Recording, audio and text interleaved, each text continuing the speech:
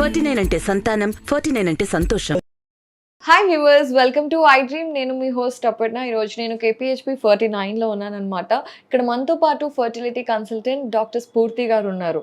అసలు చాలా మందికి మీకు ట్యూబ్స్లో ప్రాబ్లమ్స్ ఉన్నాయండి, లేదంటే ట్యూబ్ చాలా వీక్గా ఉందండి, ఇలా ఎన్నో కంప్లైంట్స్ ఉంటాయి కదండి పిల్లలు పుట్టకపోవడానికి. సో అసలు ఆ ట్యూబ్ ఇంపార్టెన్స్ ఏంటి ఫర్టిలిటీలో, అండ్ దాంట్లో వచ్చే problems, causes, symptoms, disease, treatment ఏంటి, వీటన్నిటి గురించి మాట్లాడుకుందాం. నమస్తే స్ఫూర్తి గారు. నమస్తే. సో నిజంగానే ఫర్టిలిటీకి ట్యూబ్స్కి ఏంటండి సంబంధం? ఒక ఫీమేల్ బాడీలో ఉండే ట్యూబ్స్ అండ్ ఫర్టిలిటీకి ఉన్న రిలేషన్ చెప్తారా? సో నార్మల్గా ఒక యూట్రస్ తీసుకుంటే, అంటే ట్యూబో వేరియన్ అనాటమీ గురించి మాట్లాడదామండి. సో ఫస్ట్ యూట్రస్కి రెండు పక్కన కూడా ఫాలోపియన్ ట్యూబ్స్ అనేవి ఉంటాయి. అవి ఒక 8 to 12 సెంటీమీటర్స్ లెంత్లో ఉంటాయి అండ్ దానిలో డిఫరెంట్ పార్ట్స్ ఉంటాయి. సో ఈ ట్యూబ్ మెయిన్ ఫంక్షన్ ఏంటంటే ఎగ్ని తీసుకొని స్పర్మ్ అనేది కలయిక అనేది ఆ ట్యూబ్లోనే అవుతుంది. అంటే ఫర్టిలైజేషన్ అంటారు. సో ట్యూబ్ లేటరల్ ఎండ్ అక్కడ నుంచి ఎగ్ అనేది అది తీసుకొని అది యాంపిలా అనే ప్లేస్లో అది ట్యూబ్ అనేది ఉండడం, అంటే ఎగ్ అనేది వచ్చి ఉండడం జరుగుతుంది.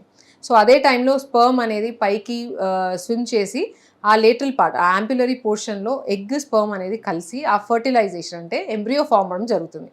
ఆ ఫామ్ అయిన ఎంబ్రియో నార్మల్గా ఒక 3 to 4 days అది ట్యూబ్లోంచి యూట్రస్లోకి వచ్చి యూట్రస్ లైనింగ్ లోపల ఇంప్లాంట్ అయితే నార్మల్గా ప్రెగ్నెన్సీ అనేది వస్తుందండి. సో ప్రెగ్నెన్సీ రావడానికి నార్మల్గా ఒక హెల్దీ ట్యూబ్, ఫంక్షనింగ్ ట్యూబ్ అంటాం.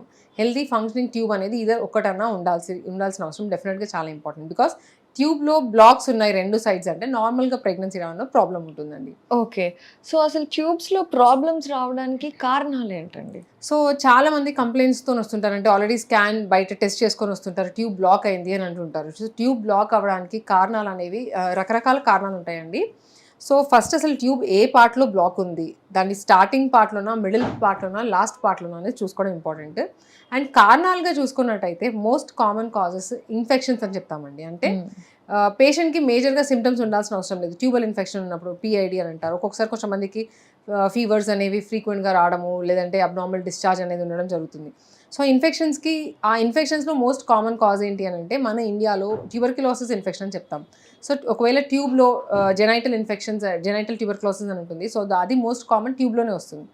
ట్యూబ్లో వచ్చినప్పుడు ఏమవుతుందంటే లోపల లైనింగ్ అనేది, ఆ ట్యూబ్ లోపల లైనింగ్ని డ్యామేజ్ చేయడం జరుగుతుంది. సో అలా అవ్వడం వల్ల ఆ ట్యూబ్ లోపల నీరు చేరుకోవడం అనేది చూస్తుంటాం. ట్యూబ్ లోపల అతుకులు ఫామ్ అయ్యి నీరు చేరుకుంటే దాన్ని హైడ్రోసాల్పింగ్స్ అంటారు. అండ్ అలానే వదిలేస్తే మళ్ళీ ఇన్ఫెక్షన్ అయ్యి అది దాని లోపల పస్లాగా ఫామ్ అవడం, పయోసాల్పింగ్స్, లేదంటే బ్లడ్ అనేది కలెక్ట్ అవ్వడం, హిమటోసాల్పింగ్స్ అనేది అవుతుంది. సో అలా ఇన్ఫెక్షన్స్ ఇది ట్యూబర్క్యులోసిస్ అది మోస్ట్ కామన్, లేదంటే వేరే బ్యాక్టీరియల్ ఇన్ఫెక్షన్స్, క్లమైటల్ ఇన్ఫెక్షన్స్ కూడా ఉంటాయి. సో అలా రికరెంట్గా ఇన్ఫెక్షన్స్ వచ్చిన వాళ్ళలో ట్యూబ్ అనేది డ్యామేజ్ అవ్వడం జరుగుతుంది. మోస్ట్ కామన్ కాజ్ ట్యూబ్ బ్లాక్స్కి అది తీసుకుంటాం. అది కాకుండా ఇంకొక మోస్ట్ కామన్ సర్జరీ అండి. సో ఏమన్నా సర్జరీ అంటే అంతకుముందు వాళ్ళకి ట్యూబ్ మీదనే సర్జరీ అవ్వాల్సిన అవసరం లేదు, చుట్టుపక్కల అంటే ఈవెన్ అపెండిక్స్ సర్జరీ కానివ్వండి, లేదంటే ఏదైనా రికరెంట్గా ఓపెన్ చేసిన సర్జరీ చేశారు, డెలివరీస్ ఒక్కొక్కసారి నార్మల్ డెలివరీస్ కానివ్వండి, ఏదన్నా సర్జరీ అయినప్పుడు అతుకులు ఫార్మేషన్ అంటే అడేషన్ ఫార్మేషన్ అంటారు. అలా లోపల అతుకులు అయినప్పుడు కూడా నార్మల్ ట్యూబ్, ఓవరీ, యూట్రస్ ఆ అనాటమీ అనేది డిస్టార్ట్ అవుతుంది. అలా అయినప్పుడు కూడా ప్రెగ్నెన్సీ రావడంలో అంటే ట్యూబల్ బ్లాక్స్ అనేవి చూస్తుంటాము. ఈ సర్జరీస్ కాకుండా ఈ అతుకులు ఫామ్ అవ్వడానికి వేరే కాజ్ ఎండోమెట్రియోసిస్. అలా ట్యూబల్ ఎండోమెట్రియోసిస్ అనే కండిషన్లో కూడా అలా ట్యూబ్ బ్లాక్స్ అవ్వడం చూస్తుంటాం. ఇవేవి కాకుండా ఒక్కొక్కసారి కామన్గా చిన్న చిన్న బ్లడ్ క్లాట్స్ అవేమన్నా వెళ్ళి ట్యూబ్లో ఇరుక్కుపోయినప్పుడు కూడా ఆ ట్యూబల్ బ్లాక్స్ అనేవి అవ్వడం చూస్తుంటాము. లేదంటే ట్యూబల్ స్పాజమ్ అంటే ఒక్కొక్కసారి టెస్ట్ చేయడానికి వెళ్ళినప్పుడు వాళ్ళు భయంతో కానివ్వండి, స్పాజమ్ అయినప్పుడు అంటే మజిల్ కాంట్రాక్ట్ అయినప్పుడు కూడా వాళ్ళకి ట్యూబల్ బ్లాక్ అనేది ఇవ్వడం జరుగుతుంది. సో ఇవి కామన్ కాజెస్ అండి ట్యూబల్ బ్లాక్స్ అవ్వడానికి. ఓకే. సో అది మనకి అంటే టెస్ట్ చేయించుకుంటేనే తెలుస్తుందా, లేదంటే ఏదన్నా బయట నార్మల్ సిమ్టమ్స్ ఏమన్నా కనిపిస్తాయండి? ట్యూబల్ బ్లాక్స్కి పర్సే సిమ్టమ్స్ అనేవి ఉండవండి. బట్ ఇందాక చెప్పినట్టు ఒకవేళ ఇన్ఫెక్షన్స్ వల్ల బ్లాక్స్ వచ్చినప్పుడు కొంతమందికి ఆ ఇన్ఫెక్షన్ రిలేటెడ్ సిమ్టమ్స్ అనేవి ఉంటాయి. అంటే ఫీవర్స్ అనేవి ఎక్కువ రావడము, లేదంటే అబ్నార్మల్ డిశ్చార్జ్, తెల్లబట్టు అవుతుందని వస్తారు, చాలా ఫౌల్ స్మెల్లింగ్ డిశ్చార్జ్ అవుతుంది, అలా ఫ్రీక్వెంట్గా అవుతుంది, అలాంటి కంప్లైంట్స్తోని చాలా పిరులెంట్ డిశ్చార్జ్ అని ఉంటుంది, అలా రావడము. క్రానిక్ పెల్విక్ పెయిన్ అంటే ఒక్కొక్కసారి వాళ్ళకు కూడా కొంచెం పెయిన్ ఉండడము, లేదంటే భర్తతో కలిసినప్పుడు ఇంటర్కోర్స్ టైంలో కూడా పెయిన్ ఉండడము, ఇలాంటి కొంచెం మంది కంప్లైంట్స్తో వస్తారు. అలా కంప్లైంట్స్ వచ్చినప్పుడు అట్లా ఒక బ్యాక్గ్రౌండ్లో అదొకటి ట్యూబల్ బ్లాక్స్ కూడా ఉండొచ్చు, లేదంటే మన ట్యూబల్ డ్యామేజ్ కూడా ఉండొచ్చు అన్నప్పుడు దాన్ని ఐడెంటిఫై చేయడం జరుగుతుంది. సో అంటే కామన్గా మనకి తెలియదు కాబట్టి ఏ ప్రాబ్లమ్స్ లేవంటే ఫర్టిలిటీ టైంలోనే బయటపడుతుంది. ఓకే. సో అటువంటి టైంలో మీ దగ్గరికి వచ్చినప్పుడు మీరు ఎలా డయాగ్నోసిస్ చేసుకుంటారు? సో నార్మల్గా ఏంటంటే ఈ ట్యూబ్ అనేది స్కాన్లో మనకు కనిపించదండి. ట్యూబ్ ఒకవేళ నార్మల్గా హెల్దీగా ఉన్నప్పుడు మనకి స్కాన్లో కనిపించదు. ఒకవేళ స్కాన్ చేసినప్పుడు ట్యూబ్ ఉండాల్సిన ప్లేస్లో వాటర్ కలెక్షన్ లాగా ఏదైనా కనిపించింది అన్నప్పుడు ఒక డౌట్ వస్తుంది, అది ట్యూబ్ ఏమన్నా డైలేటెడ్ ఉందా ఆల్రెడీ అది అనేది డౌట్ వస్తుంది. సో ఐడియల్గా దాన్ని కన్ఫర్మ్ చేసుకోవడం ఎలా అన్నప్పుడు ట్యూబల్ పేటెన్సీ టెస్ట్ అడ్వైస్ చేస్తాం. ఒక్కొక్కసారి ఇవేం లేనప్పుడు కూడా ప్రెగ్నెన్సీ ప్లాన్ చేస్తున్నప్పుడు వాళ్ళకి ప్రెగ్నెన్సీ రావట్లేదు అన్నప్పుడు వాళ్ళకి బేసిక్ ఇవాల్యుయేషన్ చేసినప్పుడు దానిలో ట్యూబల్ టెస్ట్ అనేది one of the basic test అండి. సో ట్యూబ్ టెస్ట్ చేసినప్పుడు 2 టైప్స్ ఆఫ్ ట్యూబ్ టెస్ట్ అంటే కామన్గా చేసేది HSG test and SIS test అనేది కామన్గా చేస్తుంటాం. సో అది డే 7 to day 10 మధ్యలో చేస్తాము. అంటే పీరియడ్ వచ్చిన 7th day to 10th day మధ్యలో ట్యూబ్ టెస్ట్ చేసినప్పుడు కింద నుంచి నార్మల్గా డై పుష్ చేస్తాం. ఎస్పెషలీ హెచ్ఎస్జీలో ఏంటంటే ఒక డై అనేది పుష్ చేయడం జరుగుతుంది. అండ్ ఆ డై ఫ్రీగా 2 సైడ్స్ ట్యూబ్లోంచి బయటికి వస్తుందా లేదా అనేది చెక్ చేసుకుంటాం. అలా చేసుకొని ఎక్స్రే అనేది ఒకటి ఫిలిం అదే టైంకి ఎక్స్రే తీస్తారు. ఆ ఫిలిం చూసినప్పుడు మనకి 2 సైడ్స్ ఫ్రీగా స్పిల్ ఉందన్నప్పుడు బ్లాక్స్ అనేవి ఏం లేవు అని చూస్తాము. And at the same time tubal diameter అంతా ఎలా ఉంది, ల్యూమెన్ అంతా బాగానే ఉందా అనేది చూసుకుంటాం. అలా కాకుండా ఇంకొకటి ఏంటంటే ఎస్ఐఎస్ అంటే సలైన్ ఇన్ఫ్యూషన్ సోనోగ్రఫీ అంటారు. దానిలో ఏంటంటే సలైన్ అనేది నార్మల్ సలైన్ పుష్ చేసి చూస్తాం కింది నుంచి కొంచెం ప్రెషర్తోని. అండ్ ఆ సలైన్ అనేది 2 ట్యూబ్స్ నుంచి బయటికి వస్తుందా లేదా అని స్కాన్లో చూస్తాం. సో ఈ 2 టెస్ట్తో ఏంటంటే మనకి ఏమన్నా ట్యూబ్ బ్లాక్స్ ఉన్నాయా, ట్యూబల్ అవుట్లైన్ అనేది ఎలా ఉంది, ఎస్పెషలీ హెచ్ఎస్జీతోని అది ట్యూబ్ ఇందాక చెప్పినట్టు వాటర్ కలెక్షన్ లాగా ఏమన్నా ఉందా లోపల, ఇంకేదన్నా వేరే ప్రాబ్లం లాగా కనిపిస్తుందా, బీడెడ్ అపియరెన్స్ లేదంటే కాక్వీల్ అపియరెన్స్, కొన్ని డిఫరెంట్ అపియరెన్సెస్ ఉంటాయి. ఎస్పెషలీ ఇన్ఫెక్షన్లో ట్యూబర్క్లోసిస్ ఇన్ఫెక్షన్ అట్లా ఏమైనా ఉన్నప్పుడు అవి బయటపడుతుంటాయి. సో అలా మనం కన్ఫర్మ్ అంటే ఇది డయాగ్నోస్ చేయడానికి ఈ టెస్ట్ యూజ్ చేస్తాం. ఇది కన్ఫర్మ్ చేసుకోవాలి అంటే లాప్రోస్కోపీ అనేది ఐడియల్ టెస్ట్ అని చెప్తామండి. సో డయాగ్నోస్టిక్ లాప్రోస్కోపీ చేస్తాం. అంటే కీహోల్ సర్జరీ ద్వారా ఒక చిన్న స్కోప్ వేసి చూస్తాము, కింద నుంచి డై పుష్ చేసి చూస్తాం. డైరెక్ట్గా మనం ఐస్తో చూడొచ్చు ఆ డై అనేది ఫ్రీగా స్పిల్ ఉందా లేదా 2 సైడ్స్ అని.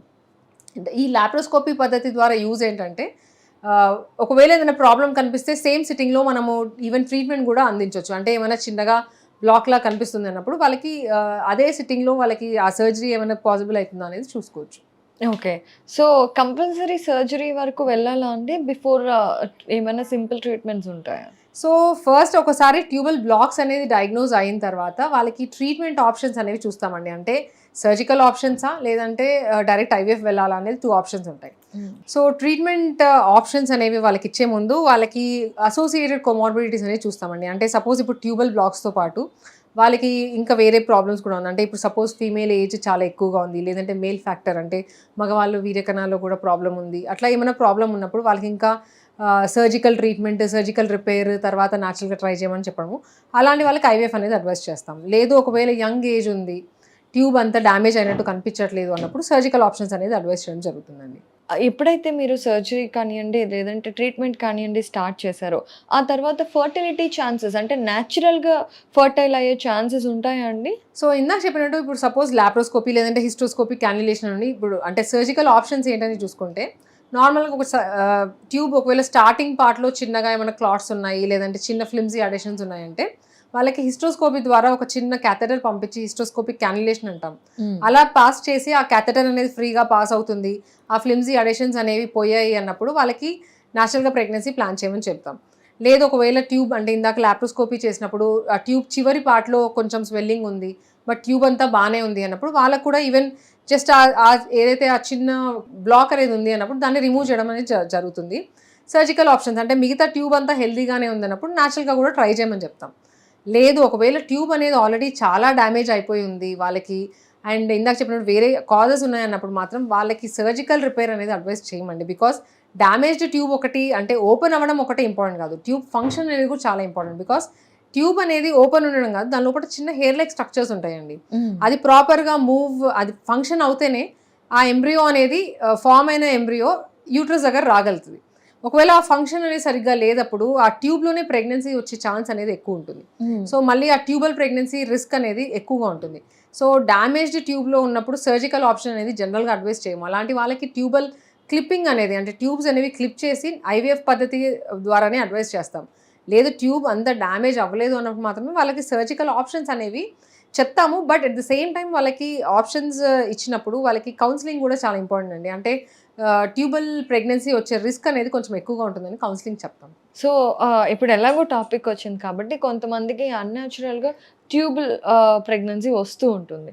సో అది అంటే దానికి దీనికి కూడా ఈ ఏదైనా కనెక్షన్ ఉండుండొచ్చా అండి? డెఫినెట్లీ అండి. అంటే ట్యూబ్ అనేది హెల్తీగా ఫంక్షనింగ్ లేదు అన్నప్పుడు ఈ ట్యూబల్ ప్రెగ్నెన్సీ అనేది రిస్క్ ఎక్కువ ఉంటుందండి. ఇప్పుడు న్యాచురల్‌గా కూడా కొంతమందికి ప్రెగ్నెన్సీ వస్తుంటుంది. బట్ అదే నేను ఇందాక చెప్పినట్టు ప్రెగ్నెన్సీ ట్యూబ్‌లోనే వస్తుంది. యాహ్!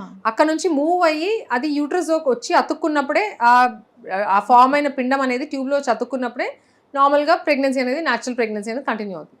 ఒకవేళ ఏదైనా కారణాల వల్ల ఆ ట్యూబ్ బాలేదు, ఆ ట్యూబ్ ఫంక్షనింగ్ బాలేదు అన్నప్పుడు ఆ ప్రెగ్నెన్సీ ఎక్కడైతే ఆ పిండం ఎక్కడైతే ఫామ్ అవుతుందో అక్కడే అతుక్కోవడం అనేది చూస్తుంటాం. సో అట్లాంటప్పుడు ఆ ట్యూబల్ ప్రెగ్నెన్సీ రిస్క్ అనేది పెరుగుతుంది. సో ఎస్పెషలీ ఆల్రెడీ ఆ హిస్టరీ ఉన్న వాళ్ళలో కూడా ఆ టెస్ట్ అనేది చేసుకొని ఆ ట్యూబల్ హెల్త్ అనేది అంత బాగాలేదన్నప్పుడు వాళ్ళకి నెక్స్ట్ ట్రీట్మెంట్స్ అనేది అడ్వైస్ చేయడం జరుగుతుంది. సో ఎవరైనా సరే ఫర్టిలిటీ రాకుండా బాధపడుతూ ఉన్న వాళ్ళకి, ఈ ట్యూబ్స్‌లో ఏదైనా ప్రాబ్లమ్స్ ఉన్న వాళ్ళకి యాస్ ఎ ఫర్టిలిటీ కన్సల్టెంట్ మీరేం చెప్పాలనుకుంటున్నారు? సో ట్యూబల్ ప్రాబ్లమ్ అనేది ఎవరికైనా రావచ్చండి. అంటే చాలామంది అనుకుంటారు ట్యూబర్క్యులోసిస్ అంటే వాళ్ళకి ఆ సిమ్టమ్స్ ఏం లేవు అనుకుంటారు. సో ప్రెగ్నెన్సీ ప్లాన్ చేసినప్పుడు 1 ఇయర్ నుంచి ప్లాన్ చేస్తున్నారు. బట్ స్టిల్ ప్రెగ్నెన్సీ రావట్లేదు. ఎగ్ బాగానే పెరుగుతుంది. ఎగ్ రిలీజ్ అవ్వడం బాగానే ఉంది. స్పర్మ్‌లో కూడా మేజర్‌గా ఇష్యూ లేదన్నప్పుడు ట్యూబల్ పేటెన్సీ టెస్ట్ అనేది డెఫినెట్‌గా అడ్వైస్ చేస్తామండి. ఆ టెస్ట్‌లో ఏమైనా ప్రాబ్లమ్ ఉంది అన్నప్పుడు దాన్ని బట్టి వాళ్ళకి ట్రీట్మెంట్ ఆప్షన్స్ అనేవి మనం ఎర్లీగా తీసుకున్నట్టయితే, ఎస్పెషల్లీ ఇప్పుడు ఐవీఎఫ్ అడ్వైస్ చేసాము, వాళ్ళకి ఇంకా వేరే ఇష్యూ లేదు, ఓన్లీ ట్యూబల్ రిలేటెడ్ ప్రాబ్లమ్స్‌తో చేసాము అన్నప్పుడు వాళ్ళకి సక్సెస్ రేట్స్ అనేవి ఎక్కువగా ఉంటాయి.